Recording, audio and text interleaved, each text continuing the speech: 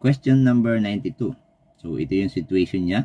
Mayroong truck na nagbababa yung driver nagbababa ng loads. So, mayroong truck sa harap na naka-stop. And then sa unahan, mayroong pedestrian.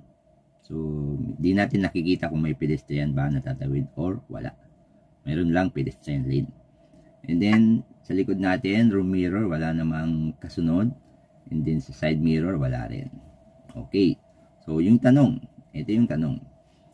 There may be, number 1, there may be pedestrians on the pedestrian crossing on the other side of the parked truck. So, after I pass by its side, I'll come to stop before proceeding in front of it.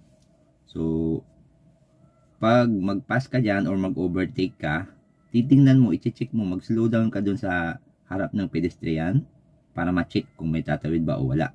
Mag-slow down or mag-stop ka para sure.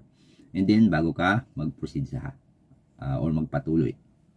And then number 2, the door of the truck might open suddenly. So, I leave sufficient space to its side and proceed at a speed at which I can stop at any time. And after I pass it, I'll come to stop before proceeding in front of it. So, kailangan mo magbigay ng space dun sa truck kasi baka biglang bumukas nga, di ba? Yung pinto. Baka mayroong bababa. Halimbawa yung driver, bababa pa lang.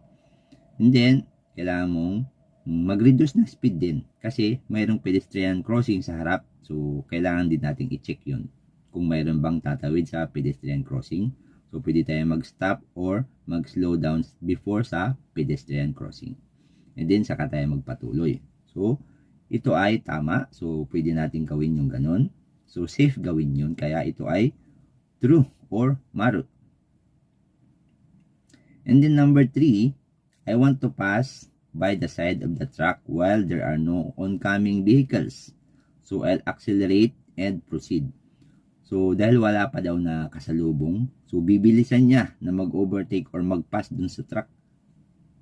So, tama ba yun? Tama bang gawin yun? Bibilisan natin. Pero, mayroon nga pedestrian crossing, so, hindi tayo pwedeng mag-accelerate. Kasi nga, di natin nakikita kung mayroon bang tatawid o wala. So, ito ay false. So, but